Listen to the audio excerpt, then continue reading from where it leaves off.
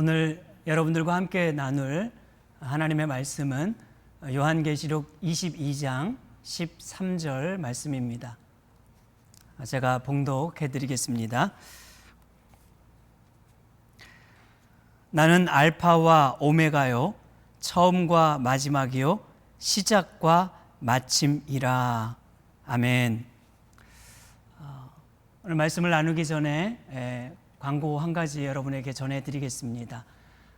우리 장병로 집사님, 그리고 장경혜 권사님 장남인 지미 군이 결혼식을 하게 됩니다. 날짜는 9월 19일 토요일 오후 4시에 하고요. 이 코로나로 인해서 이제 교회 분들이나 지인들을 초대하지는 못하고 가족 중심으로 예식을 하게 되었습니다. 우리가 비록 참여할 수 없지만 여러분 전화로나마 또 축하해 주시고 또 하나님께서 축복해 주시는 복된 가정이 될 수 있도록 또 기도해 주시기를 주님의 이름으로 부탁합니다. 우리 지미 군과 또 마리사 양의 이 결혼식 또 있다는 점을 기억하시면서 또 함께 축하해 주시기를 부탁드리겠습니다. 오늘 여러분들과 알파와 오메가이신 예수라는 제목으로 말씀을 나누려고 합니다. 창세기가 인류의 시작이라면 계시록은 그 인류의 마지막을 보여주고 있습니다. 인류의 역사가 종결되고 천국이 열리는 그 놀라운 광경을 기록해 주고 있는 것이 바로 계시록입니다. 사도 요한은 이 계시록의 종결 부분인 21장과 22장에서 찬란하고 영광스럽게 빛나는 그 새하늘과 새 땅을 묘사해 주고 있고, 그리고 그 마지막 부분에서 예수 그리스도의 재림을 기다리는 것으로 끝맺고 있습니다. 22장에 보면 내가 속히 오리라 라는 이 주님의 말씀이 3번이나 반복이 되고 있고요. 그리고 또 20절 보면 그 마지막에 아멘 주 예수여 어서 오소서라고 그렇게 끝이 나고 있는 것을 알 수가 있죠. 왜 이게 주님이 오시는 것으로 끝맺고 있는 것일까요? 이것은 바로 창세기부터 시작된 하나님의 거대한 구원 사역이 예수 그리스도를 통해서 완성되고 있다는 것을 보여주고 있기 때문입니다. 이렇듯 성경 66권의 이 장엄한 스토리가 예수 그리스도를 기다리는 것으로 성경이 마무리되고 있다는 것을 우리는 기억해야 합니다. 초대교회 성도들이 고된 삶 속에서 지켜왔던 신앙이 있어요. 그게 바로 마라나타 신앙입니다. 여러분, 마라나타라는 찬양 아시지요? 이 마라나타는 라틴어인데요, 그 의미가 주 예수여 어서 오소서라는 그런 뜻이에요. 이렇듯 예수 그리스도의 재림을 소망하는 신앙이 고단한 삶을 지탱하는 힘이고 그것이 능력이 되었다고 말하고 있는 것입니다. 신자는 왜 예수님이 오시는 그 날을 대망해야 하는 것일까요? 그 날은 우리의 모습이 영광스러운 모습으로 변화하는 날이기 때문입니다. 그 날은 이 땅의 수고를 다 그치고 영원한 안식을 누리는 날이기 때문입니다. 그 날에 우리의 원수들을 주께서 갚아주실 것이고 모든 만물을 새롭게 하사 새 하늘과 새 땅을 도래하게 하시기 때문인 것이에요. 이처럼 사도 요한은 유배지에서 그 유배지였던 patmos섬에서 성령의 감동하심을 받고 인류를 향한 하나님의 그 구원 계획이 예수 그리스도를 통해서 완결된 사실을 깨닫게 되었습니다. 그리고 우리가 대망하고 소망해야 하며 기다려야 하는 그 유일한 그분 예수 그리스도가 누구이신지를 오늘 말씀에서 증거하고 있는 것입니다. 오늘 본문 13절에 보면 이렇게 말하고 있지요. 나는 알파와 오메가요, 처음과 마지막이요, 시작과 마침이라. 아멘. 사실 이 한국어와 영어 번역을 보면은요, 그 단어의 차이를 크게 느끼지 못하는데요. 본래 이 성경이 기록된 헬라어 원문을 보면 이 의미들이 아주 분명하게, 명확하게 구분된다는 것을 우리가 알 수가 있습니다. 오늘 우리는 이 한 절의 말씀을 통해서 예수님이 가진 신적 속성 세 가지를 확인할 수가 있게 되는 것이지요. 먼저 예수 그리스도는 알파와 오메가이십니다. 요한계시록에는 이 알파와 오메가라는 단어가 4번이 기록되고 있는데요.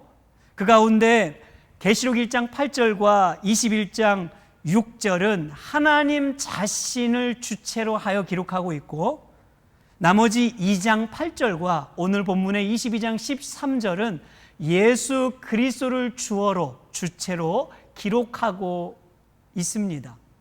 이 말은 바로 예수 그리스도가 하나님이시며 하나님께서 가지고 계신 그 동등한 신적 속성을, 신적 이 권능을 가지고 있는 분이라는 것을 말해주고 있는 것입니다. 여러분, 헬라어는 알파벳 24자로 되어 있어요. 그 가운데 첫 자가 바로 알파고요, 마지막 단어가 오메가입니다.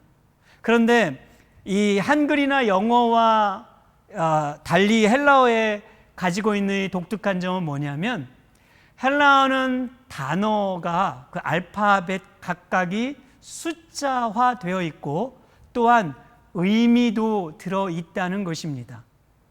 그래서 오늘 이 시작을 알리는 알파, 그러니까 알파는 첫 글자인데 이것은 바로 모든 것의 시작, 이런 의미를 가지고 있고, 오메가는 끝이라는 그런 의미 동시에 모든 것을 완성시킨다라는 의미를 가지고 있는 것이에요. 자, 이런 점에서 예수님이 알파와 오메가가 되신다는 사실은 예수님만이 모든 것의 시작이시고 그 모든 것을 완결시키시는, 종결시키시는 하나님이라는 사실을 우리에게 말해주고 있는 것입니다. 성경에 보면은 만물이 주로부터 왔고 또 주께로 돌아간다고 말하지 않습니까? 이것을 좀 더 다르게 골로새서 1장 16절에서 바울 사도는 이렇게 기록했습니다. 만물이 그에게서 창조되되 하늘과 땅에서 보이는 것들과 보이지 않는 것들과 혹은 왕권들이나 주권들이나 통치자들이나 권세들이나 만물이 다 그로 말미암고 그를 위하여 창조되었고. 아멘. 만물이 그에게서 창조되었고 만물이 그로 말미암았고 그를 위하여 창조되었으며 결국 그분에게로 돌아간다는 이 말은 예수 그리스도가 모든 만물의 시작이고 근거이시고 그리고 목적이 되신다라는 것을 말해주고 있는 것이에요. 여러분, 세상에 우연한 것이 하나도 없습니다. 우리는 우연을 말할 때가 있지만 성경은 우연히 일어난 것은 아무것도 없다고 말하죠. 예수님께서 이렇게 말씀하시지 않았습니까? 하늘을 나는 그 작은 새 한 마리 또는 저 들에 피고 지는 이 들꽃조차도 하나님의 그 뜻 안에 있을진데 하물며 하나님의 형상으로 지음받은 내 자녀들은 얼마나 더 귀하고 복된 자녀이겠느냐. 인간의 이 비극은요, 인생의 시작과 끝이 예수님 안에 있다는 것을 발견하지 못하는 것입니다. 예수님께서 한 사마리아 여인을 만나시면서 뭐라고 말씀하셨나요? 오늘 네가 내가 누구인지를 알았다면 너는 나에게 생수를 구하였을 것이다. 이렇게 말하지 않습니까? 가장 큰 불행은 예수님의 존재 가치를 깨닫지 못하는 것이에요. 그래서 많은 사람들이 어떻게 살아갑니까? 자신의 삶과 죽음을 돌덩이 하나에 의존하기도 하고 자신의 인생의 미래를 운명에 맡기기도 하는 것이지요. 사주팔자에 그 인생을 걸기도 하고 물질 만능이 전부라는 그 만몬신에 사로잡혀 살아가는 어리석은 인생이 되기도 하는 것입니다. 그런 반면 여러분, 신자는 누구입니까? 신자는 예수 그리스도를 믿고 인생의 주인으로 인정하며 그 안에서 새롭게 변화된 자를 말합니다. 우리의 인생을 하나님의 주권에 맡기는 자예요. 왜 그렇습니까? 예수님만이 내 인생의 근거이시고 마침이 되신다는 것을 우리는 믿기 때문입니다. 그래서 여러분, 뭐라고 고백해요? 우리가 종종 고백하는 거 있잖아요. 주를 위해서, 내가 살아도 주를 위해 살고 내가 죽어도 주를 위해 죽나니 사나 죽으나 다 주님의 것입니다. 제 인생이 주님의 것입니다.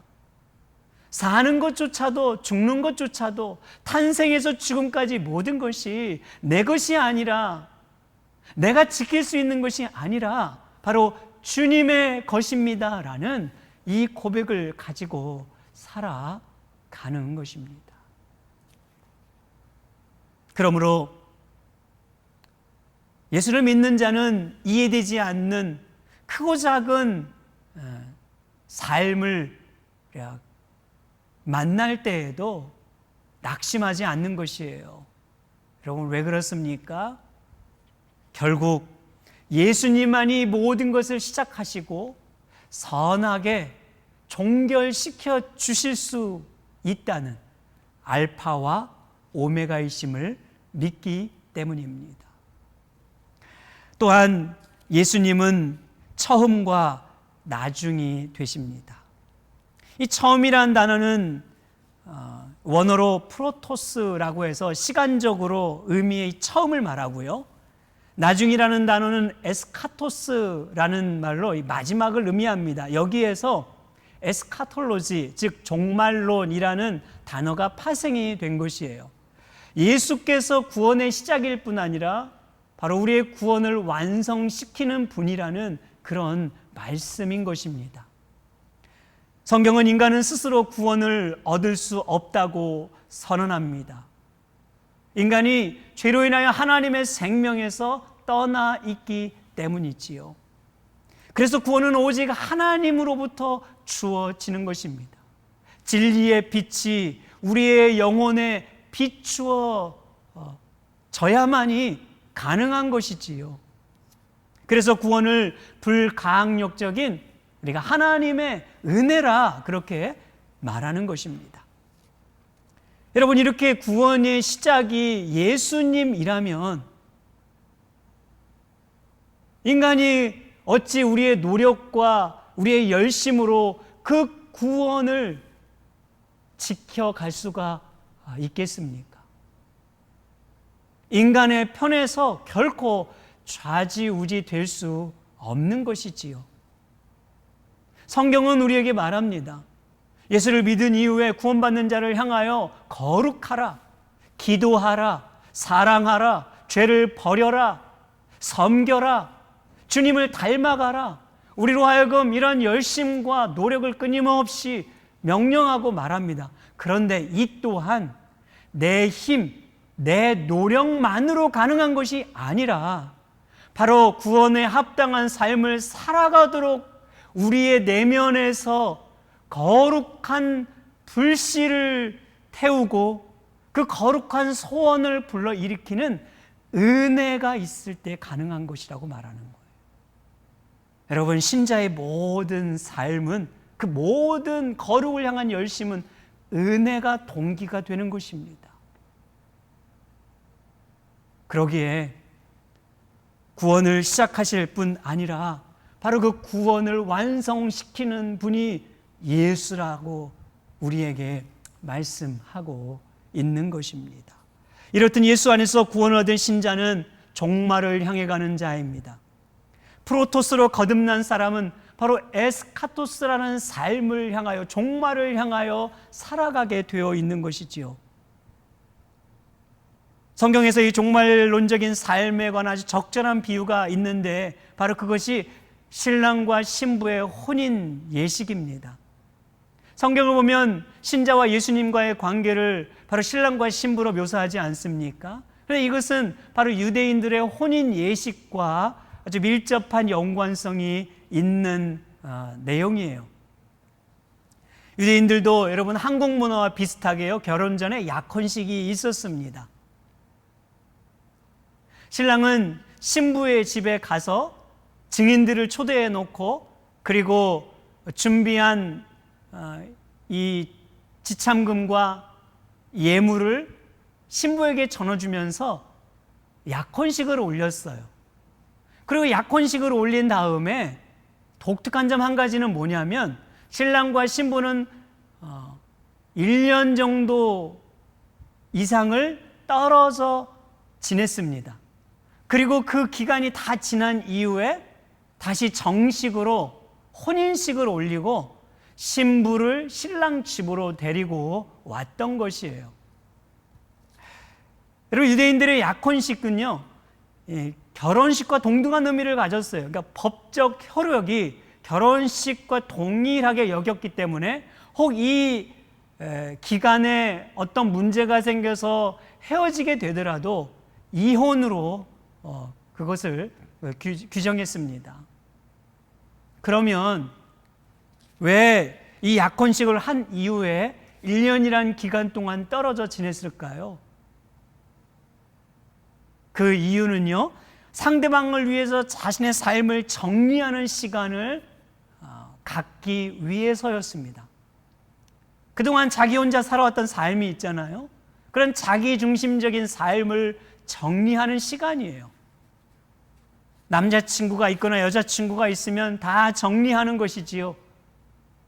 그리고 이제 앞에 평생 동반자가 될 나의 신부에게 어떤 걸림돌이 있거나 불편할 일들이 있으면 그것도 다 제거하고 정리하는 것입니다. 서로를 향해서 성적인 순결을 지키는 그런 시간이었어요. 그렇게 신랑은 신부만을, 신부는 신랑만을 마음에 품고 기다리고 준비하다가 정식적으로 혼인식이 열리면 그 혼인식은 더 큰 사랑 안에서 정말 기쁨이 배가 되는 의미 있는 예식이 될 수 있었습니다. 성경은 신자를 그리스도의 신부라고 말하지 않습니까? 예수님은 신랑이고 우리는 그분의 신부입니다. 신랑이신 예수님을 기다리는 이 땅의 바로 시간, 이 땅의 삶이 바로 그 신랑이신 주님을 기다리는 시간인 것이에요. 그래서 마치 신부가 신랑만을 마음에 품고 잘 보이기 위해서 예쁘게 가꾸고 단장을 하듯이 우리의 신랑이신 예수님을 우리의 마음에 품고 그분과 혼인예식이 있을 때, 저 천국에서 혼인예식을 하게 될 때 그분께 더 잘 보이기 위해서 단장하는 것, 죄를 버리고 거룩한 모습으로, 더 아름다운 모습으로, 복된 모습으로 단장하고 가꾸어가는 그런 시간이라고 할 수가 있는 것이에요. 여러분, 이렇듯 프로토스의 은혜를 입고 에스카토스의 그 삶을 향하여 살아가는 신자의 삶은요, 더 성숙해질 수밖에 없고 더 아름답게 빛날 수밖에 없는 것입니다. 오늘 저와 여러분들이 이러한 삶을 더 힘써 살아갈 수 있기를 바랍니다. 마지막으로 예수님은 시작과 끝입니다. 오늘 이 본문의 단어의 시작이라는 말은 아르케라고 해서 태초라는 의미를 가지고 있어요. 근데 성경에는 이 태초라는 단어가 창세기 1장과 요한복음 1장에 두 번이 기록이 되는데요, 그 의미가 좀 다릅니다. 창세기에서의 태초는 바로 시간이 시작되는 태초고요, 요한복음 1장에서 말하는 태초는 그 시간이 시작되기 이전 영원함을 의미하는 것이죠. 오늘 본문 요한계시록은 바로 그 영원이라는 의미에서의 태초를 말하고 있는 겁니다. 그리고 이 끝이라는 말은 텔로스라는 말인데 목표 혹은 목적이라는 그런 의미예요. 자, 그러니까 여러분, 예수님께서 그분의 백성을 위하여 언제부터요? 영원전부터 가지고 계신 목적이 있었고, 또한 그 목적을 이루시기까지 쉬지 않으시는 분이라는 것을 말해주고 있는 것입니다. 그렇다면 여러분, 어떤 목적일까요? 거룩한 백성이 되는 것이에요. 여러분, 사도 바울은 에베소서 1장 4절에서 이렇게 말합니다. 곧 창세 전에 그리스도 안에서 우리를 택하사 우리로 사랑 안에서 그 앞에 거룩하고 흠이 없게 하시려고. 아멘. 창세 전에 우리를 택하신 목적이 분명하지 않습니까? 거룩하고 흠이 없게 하기 위해서라, 이렇게 말했어요. 로마서 8장 29절에서는 이렇게 말합니다. 그 아들의 형상을 본받게 하기 위하여 우리를 택하시고 부르셨다고 말하는 것이에요. 하나님께서 창세전부터 우리를 택하시고 부르시는 분명한 목적이 있어요. 여러분, 그것이 무엇입니까? 성경은 그것을 단 한 번도 부유해지는 것이라고, 성공해지는 것이라고, 잘 사는 것이라고, 좋은 직장에 취업하는 것이라고, 부귀영화를 누리는 것이라고 말하지 않습니다. 거룩해지는 것이에요. 거룩한 백성이 되는 것이라고 말합니다. 여러분이 거룩해진다는 게 뭐예요?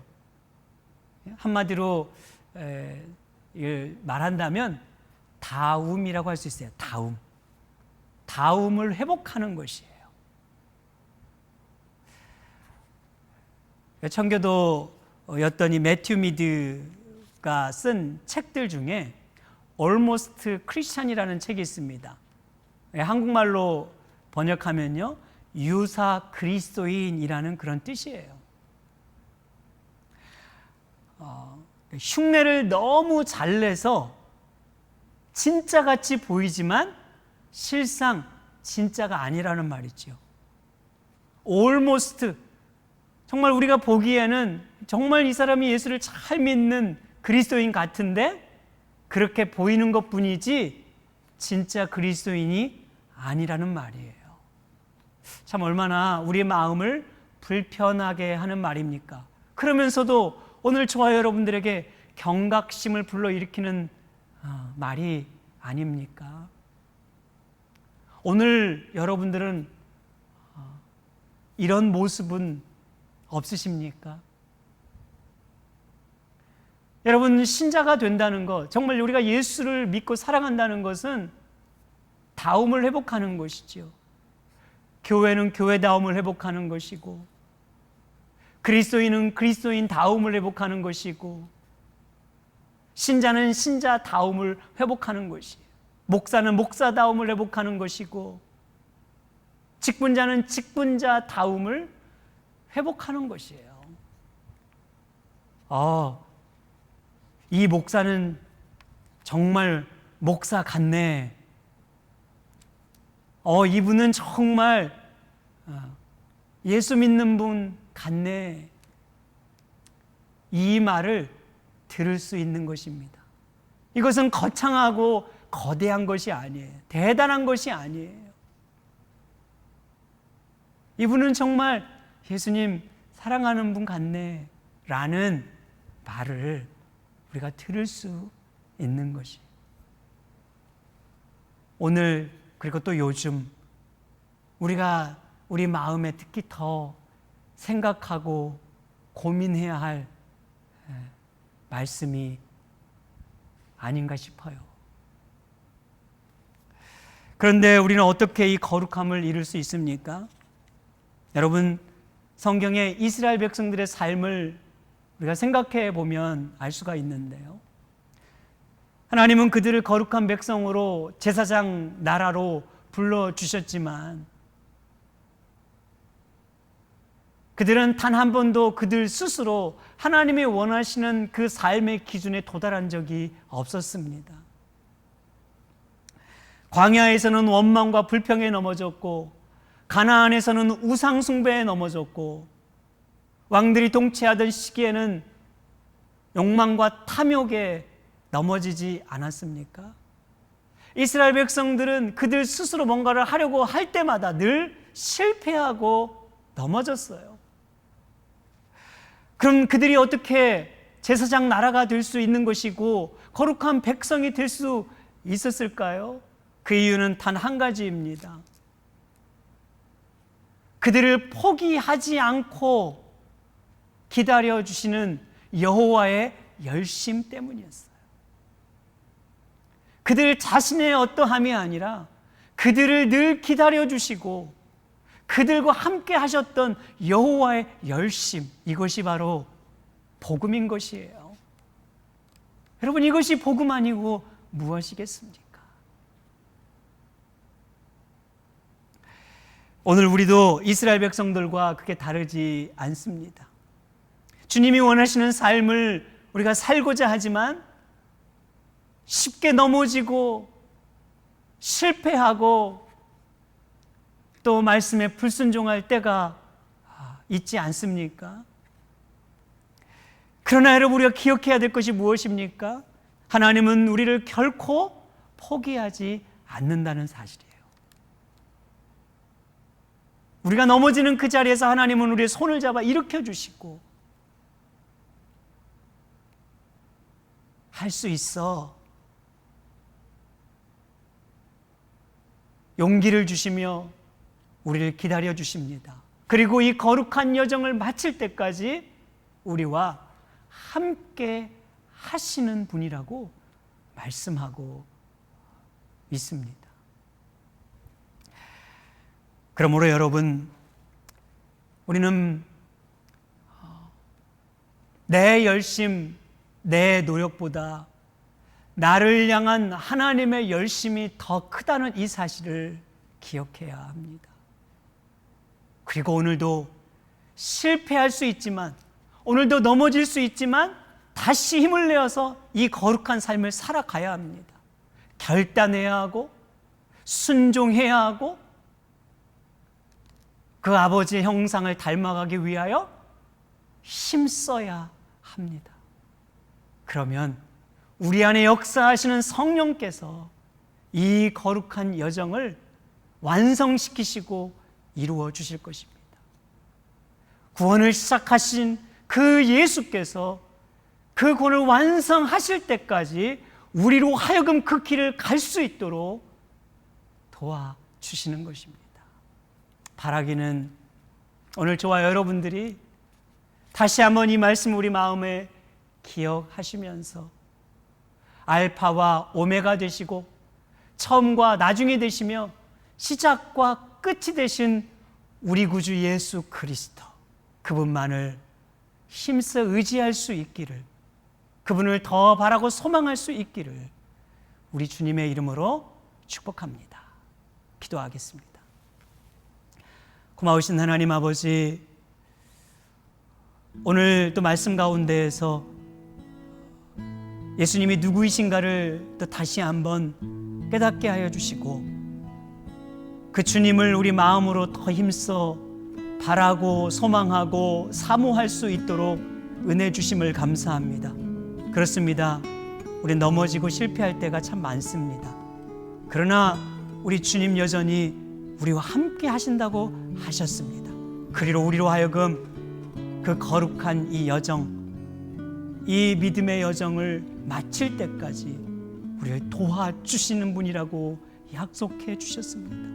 그 주님을 또 힘써 의지하여 우리 사랑하는 모든 성도들이 위기 때이지만, 어려울 때이지만 믿음으로 승리할 수 있도록 함께하여 주시옵소서.